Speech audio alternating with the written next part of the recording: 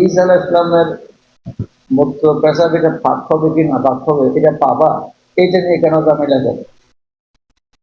যেগুলির দরকার ছিল না এইটা নিয়ে ঝামেলা করে। কথা হচ্ছে যেভাবে মশলাটাকে উৎপাদন করা হচ্ছে মশলা সেই পরিমাণ নাই, এর পিছনে মেহনত মুজাহাদা করা হচ্ছে। এত বড় মশলা নয় যেটা নিয়ে সমস্যা নয়, যেটা নিয়ে এত কথা বলার দরকার, এত সেমিনার করার দরকার, এত বই লেখার দরকার, এইরকম কোনো মশলা নেই। রসুল ইসলাম বলছেন তারাক্তুকুম আলাল মাহাজ্জাতিল বাইজা, তারাক্তুকুম আলাল মাহাজ্জাতিল বাইজা, আমি সাত রাস্তার মধ্যে তোমাদেরকে রাখি গেছি। আর দেখি রোজা রাখলে ছাড়লে এটা একিনের সাথে রাখা যায়, আমি দেখছি আমি রাখি। কোথায় দেখছে না দেখছে এইটা লেখছে, আবার সন্দেহটা কি দেখছে। আল্লাহ রসুল বলতেছে তোমাদেরকে তো আমি পরিষ্কার রাস্তায় রাখছি, হাইওয়ে রাখছি, ইয়াকা অবনাইয়াতের তরি, মাঝে মাঝে অলিতে গলিতে কেন যাবে? ইমাম আহমদ বলছেন ইয়াকা অবরিয়াতের তরি, হাইওয়েতে থাকবা, অলিতে গলিতে যাইও না। এই সমস্ত মশলা এটা হাইওয়ের মশলা না, এইটা অলিতে গলিতে চোরা রাস্তার মশলা। ইয়াকা অবরিয়াতের তরি। রসুল ইসলামের একটা হাদিস আছে ইয়াকা ওয়াজাল্লাতুল আলম, কেউ যদি আসার পেয়েছে উনি না বুঝে আসার পেয়েছে, আমিও সেইখানে গিয়ে দফস করে পড়ে গেলাম, এদিকে ভালো কথা। আমার ক্রিশ্চিয়ান আসার খাইছে সেই জন্য আমার আসার খাইলাম, আমার মুরব্বী আসার খাইছে উনি কেন আসার খাইলেন সেই জন্য আমি আসার খাইলাম, এটা করবে? এগুলি জল্লাতুল আলম। কোনো কিতাবে লাইব্রেরি ইখতিলাফুল মাসালা দেখছে, ইমাম সাহেবের থেকে নির্ভর করছে। আমার মনে বুঝে আসে না ইমাম সাহেব রহমতুল্লাহের মতো একজন ফকিহ যে লাইব্রেরি ইখতিলাফুল মাসালা বলতে পারবে, অর্থাৎ আন্দ্র দেখার ব্যস্তমের কোনো এতবার নাই, বাস্তবে এক জায়গায় দেখা যায় আর এক জায়গায় দেখা যায় না। ওনার মতো একজন ফকিহ কিভাবে বলে লাইব্রেরি ইখতিলাফুল মাসালা, ওনার দিকে এইভাবে নির্ভর করাটা আমার মনে শতভাগ এটা ভুল কথা বলেও যদি তাকে ওনার কথার আমরা মতলব বুঝিনি।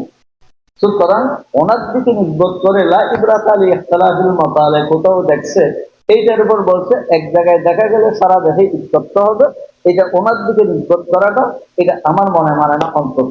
এইটাকে আবার জাহের রওয়ায়েত বলবো, জাহের রওয়ায়েত বুঝার জন্য তো জাহেরি কিছু গিলু লাগবে না, তবে গিলু তো নাই, এই জন্য বলে জাহের রওয়ায়েত।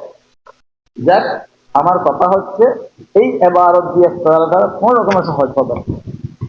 এরপরও লিকুল দিসাতে তাতে লাতে তাতে কোন একটা কথা বললে এর পিছনে হাজার লোক লাগে থাকে।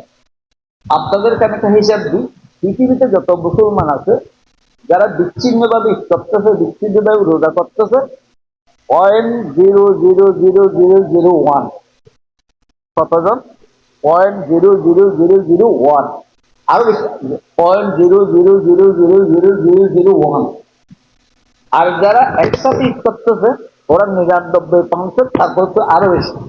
এই 0.00001 এদের নিয়ে এত চিন্তা ভাবনা করার দরকার? যেখানে 99% একসাথে করতেছে, এদের চিন্তা ভাবনা করার কি দরকার আছে? সেই জন্য তারা আমাদের বিষয়টা দিচ্ছে আসলে কি, রমজানের শুরুতে আমরা একটি রোজা বর্জন করি। আল মাসালাতু কালাম হাদিসুন জু সুদুরে কালামুন ফিহি জু শাহাদে, এই মশলাটার মধ্যে বিভিন্ন সাইডে কথা বলা যেতে পারে। আলহামদুলিল্লাহ কর্তৃপক্ষ এক একজনকে এক এক সাইডে কথা দিয়েছে। আমাকে যে বিষয়টা দিয়েছে আসলে কি, রমজানের শুরুতে আমরা একটা রোজা বর্জন করি। আমাদের অবুজ ভাইরা বলতেছেন সৌদি আরবে রোজা শুরু হয়ে গেছে, আমাদের উপরে রোজা ফরজ হয়ে গেছে, আমরা সেই রোজা না রাখার কারণে একটা রোজা শারীরের গুণাগার হয়েছে। আমাদেরকে ওরা গুনাহ থেকে বাঁচানোর জন্য হেদায়েত করতেছে। আর বলতেছে সৌদি আরবে যখন চাঁদ দেখা গেছে, ঈদ শুরু হয়ে গেছে, ঈদের দিন রোজা রাখা মাকরুহ, ঈদের দিন রোজা রাখা যায় গেছে, ঈদ শুরু হয়ে গেছে, ঈদের দিন আমরা রোজা রাখতেছি আর একটা হারাম করতেছি। আমাদেরকে নসিহত করতেছে দুইটা হারাম থেকে বাঁচানোর জন্য।